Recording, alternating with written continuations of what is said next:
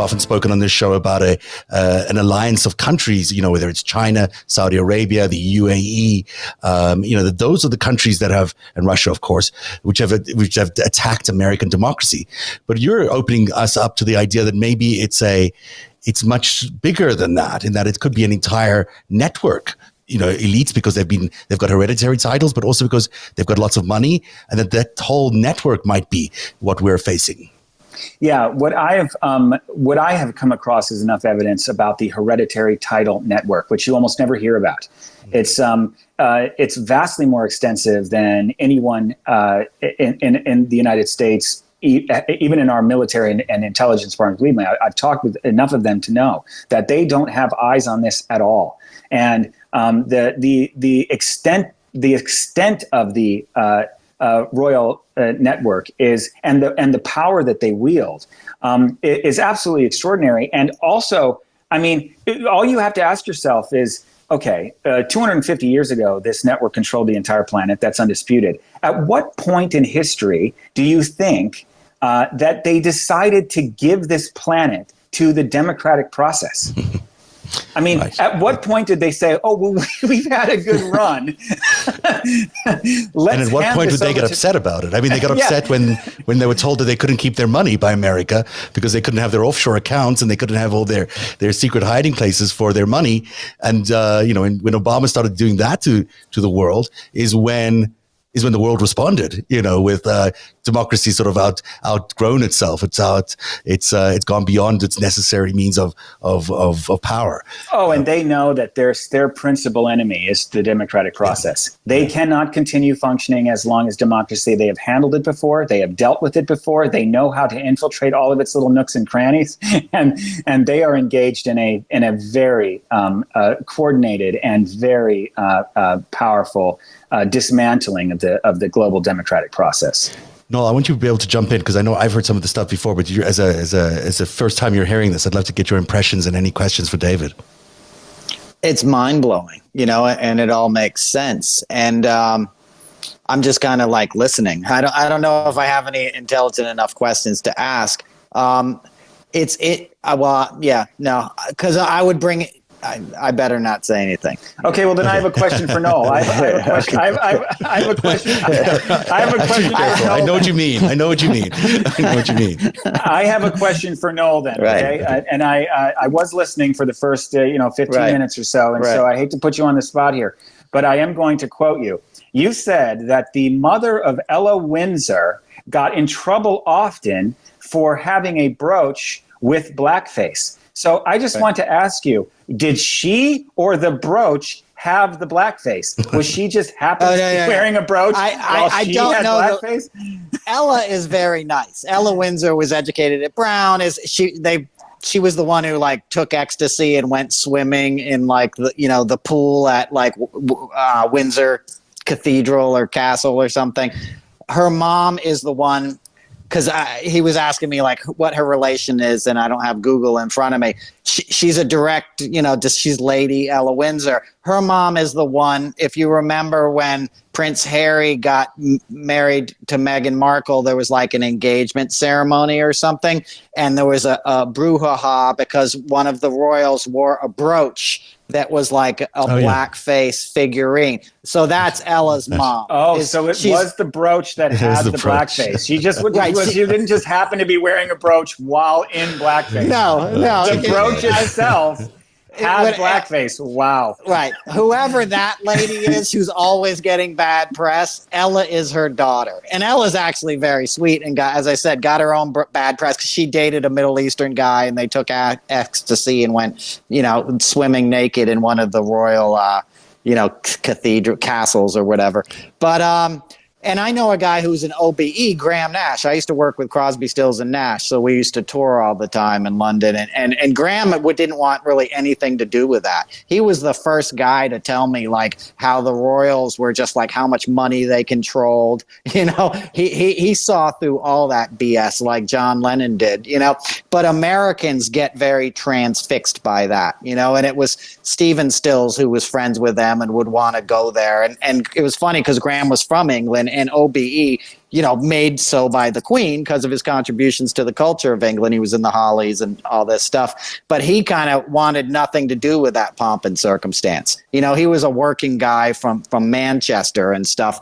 And it's funny, like what I didn't want to say before is I didn't want to take it back to Trump. But when Trump became president, his dream, like what he wanted to do first more than anything, was go to London and have this big ceremony. And if you remember, he wanted them to drive him through London, and he thought everybody was going to cheer in the streets. He thought it was going to be this big homecoming, and it wasn't, obviously, and he sort of had to sneak in the back door, and it was a bit of a disaster. But his desire was to be amongst that kind of made family lineage. Exactly. This was just the first time, by the way, that you're talking about there, but soon afterwards, he went back a second time. And he was really loved by Charles and Camilla. Sorry to interrupt you there, but I just thought this video is really interesting. They were really welcomed very warmly by Charles and Camilla as they went for dinner. It was hosted by the Canadian ambassador. And there is a sort of an affinity, as far as I understand, between Charles and Trump. You can see a little bit of open friendliness right there. That they went for a walk together privately. You see them laughing. They have a very. They might even be closer ideologically than we realize. Certainly not on climate change, but on race issues, they may be an indication from some people that they're not necessarily that far away. Charles is not necessarily considered not racist, and so this here is of course meeting the Queen. It would also be interesting to juxtapose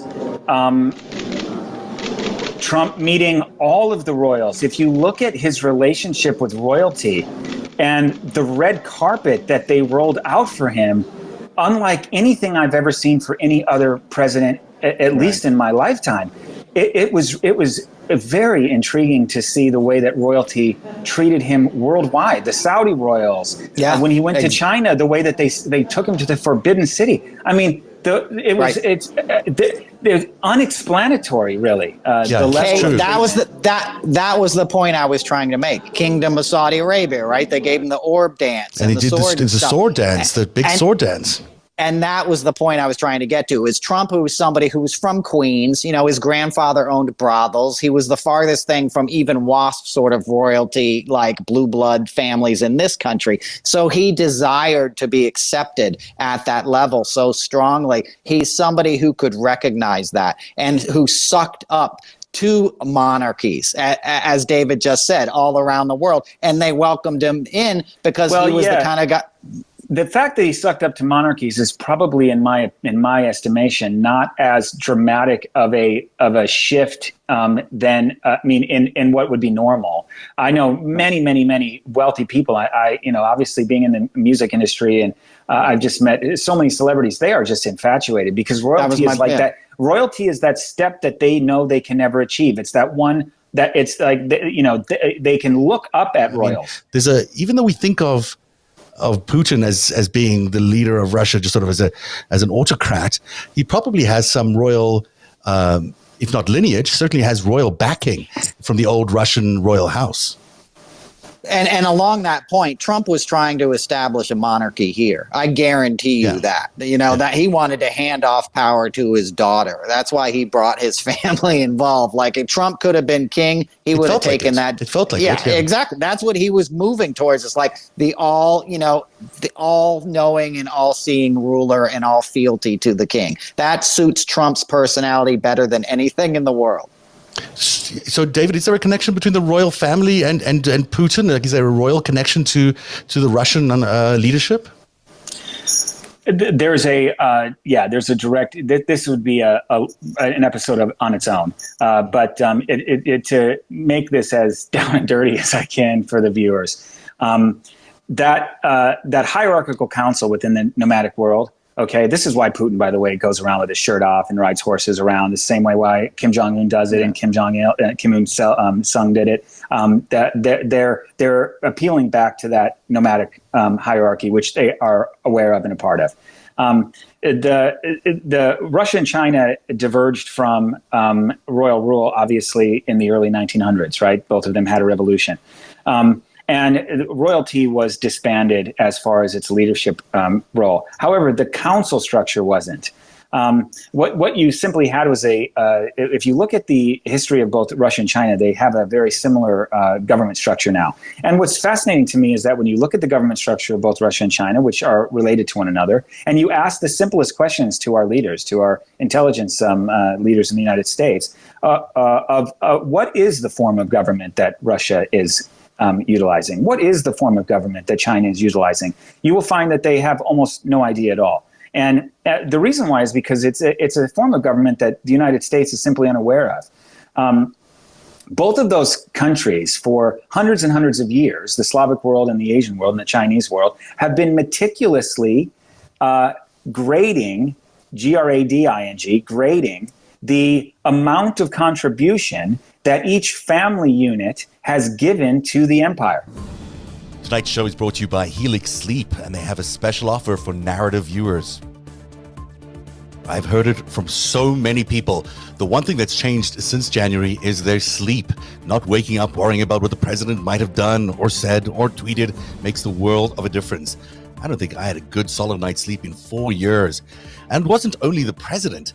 My 10-year-old mattress, which started life as a 12-inch foam mattress, had shrunk to an 8-inch mattress, and getting out of bed was often more of a slide than a bounce. It was time for a new mattress. Helix Sleep has a quiz that takes just 2 minutes to complete and matches your body type and sleep preferences to the perfect mattress for you. Why would you buy a mattress made for somebody else? Changing the course of a country can take a village. Changing the course of your sleep takes a quiz. Helix is offering up to $200 off all mattress orders and 2 free pillows for our listeners at helixsleep.com/narrative. That's the way we spell narrative, Narativ. That's helixsleep.com/narrative for up to $200 off and 2 free pillows just for you. If you look at the history of the Slavic world, you can look up something called the Table of Ranks. So the Table of Ranks, and read about that. That will give you a brief overview of how the Slavic world has been ranking its families for centuries and centuries and centuries. They had a ranking system that was built on a two-tiered system. This two-tiered system was implemented by the Mongols in the 9th century, right, with the Kievan Rus, the famous Kievan Rus. That was the royal family lineage. But it wasn't part of the Slavic world, and it was imposed on the Slavic world. The Slavic world had a merit-based ranking system that didn't divide between a title holder, an inherited title holder, and every other Slav. So the ranking system that the Slavic world used ranked families for from the 9th century up until the Bolshevik Revolution with this two-tiered system, a system where the commoner could only get up to a particular level.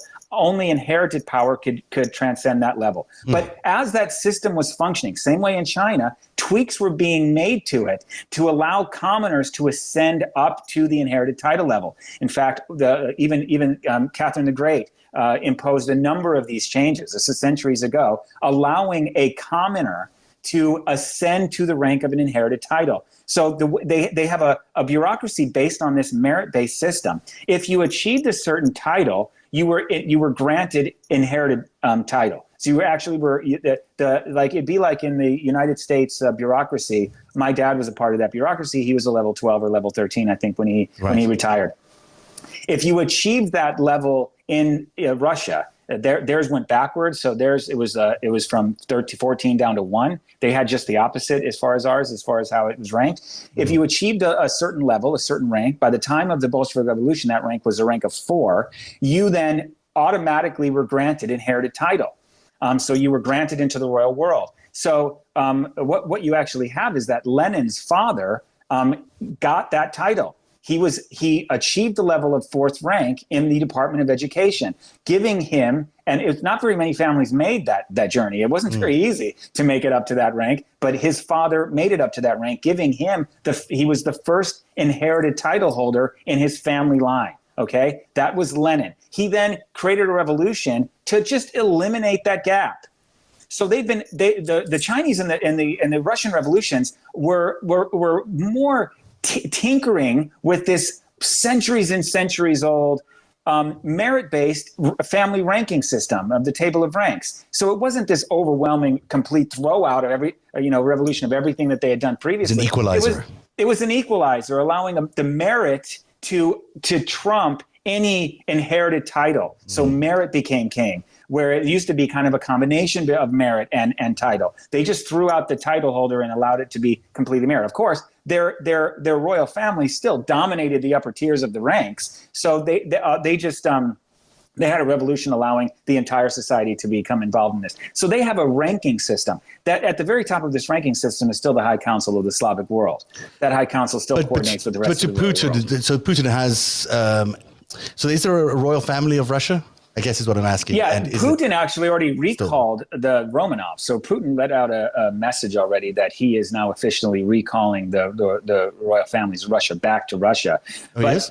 He did? Yeah. So where are they? Where are the royal? I know the Tsar was killed, obviously, or is he? Then he's there's thousands of them. Thousands of them. Where are they? There's a significant population in Europe and a significant population in the United States. They have their own website. You can actually go to it. Why are they being recalled to Russia? RussianNobility.org. Well, because they're reestablishing this the hierarchy. So, but basically, you're saying is there are monarchies' existence in Russia, and that's why there might be a connection between. There's this recent scandal in the UK where Prince Michael, who's the cousin of the Queen's, was caught by the. Sorry, go ahead. No, continue. I'm sorry. Yeah. That's Ella's dad, Prince Michael. That's Ella's dad. Oh, well, there you go. So Ella's dad happens to be the guy who was caught in a Zoom call trying to sell his influence with Putin, saying, for $250,000, I'll introduce the South Korean mining company to Putin. And, this is the first time, as I can recall, that there's been a overt sort of recording of somebody in the royal family selling their influence to a foreign country or a foreign company in order to connect them with someone who's supposedly the enemy of the UK. I mean, just like America, Russia is considered the number one national security threat to the UK. And so here's the Queen's cousin introducing a South Korean company to Putin, or offering to, for $250,000. Now, it just struck me, and it's one of the reasons I wanted to get you on tonight, is how does that even happen? It could only happen if there's some sort of pre-existing sort of peerage network where, everybody knew each other, so knew that they could open the door to Putin. Oh, of course. I mean, Catherine the Great was German. A lot of people don't even know that or realize the extensive interfamily relationships that cross international boundaries here. The royals are played by a completely different set of rules. If you look throughout the history of the 20th century, there is not very many books on this subject because academia has stayed largely away, largely because of the fact that the entire Ivy League is founded and still run by European royalty. So they make sure they stay away from this. But a few academics have done books on the subject. You could buy a book called The Royalty and the Reich, or Hitler's Go-Betweens, and you start to broach into this concept of the true extent of royalty's involvement in world affairs. And what you find is that they have their fingerprints on absolutely everything. I mean, this guy just happened to be caught in a Zoom call. You have thousands of members of European royalty that have international ability to, beyond what an ambassador would. I mean, immunities of all kind of local laws. They can go anywhere and do things that... none of them are immune, right? I mean, the Prince Charles cannot commit a crime they could be arrested for. Neither can the Queen. I mean, I think the extended family can if it's a criminal crime, but on a civil basis, they can't even be sued either. But there's, these guys have impunity. They can do whatever they want around the world. And they do, basically. I mean, they can get away with anything. Yeah. Look at Andrew. Look at Andrew. And Trump pretended like he'd never met Andrew when they asked Trump about Andrew. And he had a meeting with Andrew on that first trip to London. On his first royal visit. Oh, really? I didn't know he that. had a private breakfast with Prince Andrew because obviously they were running buddies with Jeffrey Epstein, Well, and Trump tried to keep that off the schedule. It wasn't publicized. Not only when you say running buddies, they traded arms all the way back to Iran Contra and the Khashoggi. The Khashoggi worked for all of them to trade those arms, and that's how we got to the Iran Contra scandal and possibly why we're so why we know so much today about this contrast with the royal family's public face and their private face.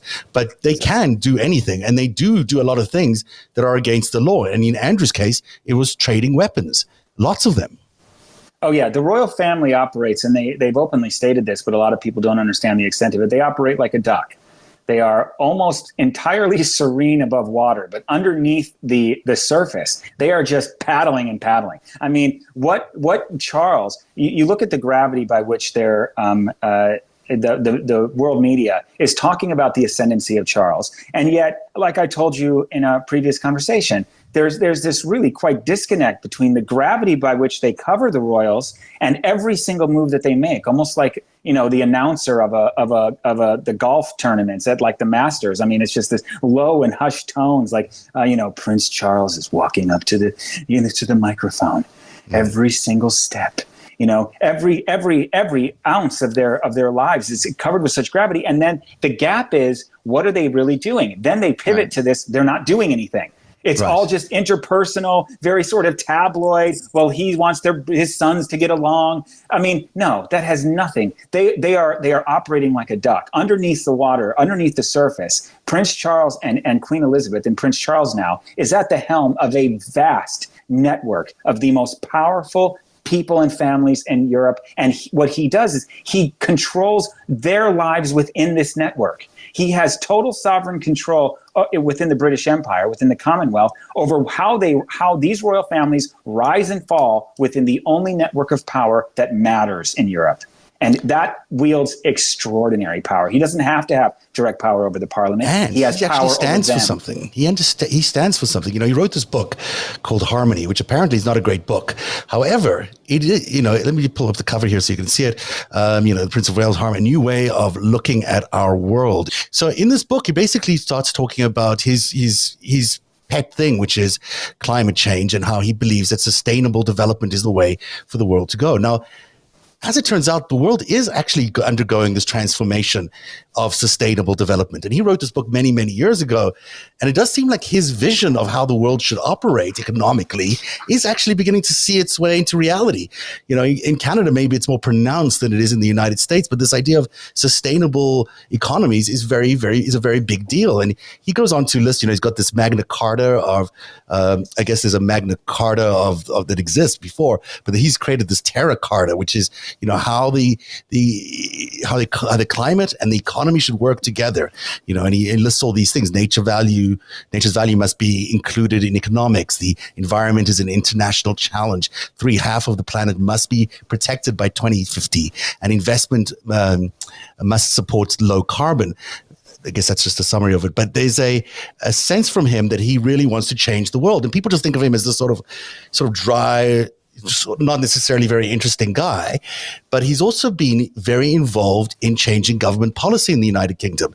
Up until recently, we hadn't seen the Spider memos, but these have now started coming out. And these are memos where he has for decades been talking to ministers in the UK government, demanding certain policy take hold. So the king is not meant to be involved in government policy, but there in the UK, in these Spider memos, he's directing these ministers to do specific things. This is a really interesting clip where they show how fixed he is about changing the world by restoring a previous version of the world to the world. He wants to make us go back in time. All of his ideas on architectural design, class structure, aesthetics, and ecology are here. And what he sees is the future looks very much like the past. An 18th century village adapted for the 21st. And that's a convenience store, which I'm very proud of, which everybody said wouldn't work. That's the pub, which again, nobody wanted to touch. But now, of course, the values are going up and up and up. The problem is not the type of interventions that he makes, it's the fact that he makes them. What if we discovered that he was incredibly keen on the death penalty, or he wanted to recriminalise homosexuality? It looks like an old village, but inside of all, it's very modern. But on the outside of it, the facades are all very, very traditional architecture. The economies are very self-sustaining. This is his vision for the world, and it's very contrary to the push that capitalism has had for many, many centuries. And so I'm interested in hearing your points of view, David, about, you know, is this change in the economy Charles's influence? Is he actually influencing some of this? Are we seeing the shift in the world's value because of that? He's making here a direct appeal to the hunting and gathering lifestyle. This is a direct appeal to their ancestors. They know exactly where they come from. They've had this problem with the agricultural world from its outset. They've always believed, the nomadic network and the Central Council has always believed that agriculture has an inherent flaw built into it. And so what he's doing there is a direct appeal to the international network of royals. They know that they come from the hunting and gathering world, and he's making a manifesto for a future that is vastly different than the one that we currently live in. Well, thanks very much for joining us tonight, David. Thanks for having me. It's been my pleasure. These barracks were due to be transformed, but in June last year, the planning application was dropped. The court heard how Prince Charles had written to the Qatar royal family and their development company, asking them to reconsider the plans, even submitting some new ones with an architect that he preferred. He will very happily go to Saudi Arabia, and he took part in a ceremony with the then Crown Prince, and they dressed up in Bedouin robes and they took part in a little sword dance. What seemed to me extraordinary about that was that what swords are usually used for in Saudi Arabia is cutting people's heads off, and that seemed to me the most extraordinary bad taste. Narativ is funded by viewers like you. Support our independent journalism at patreon.com/narrative.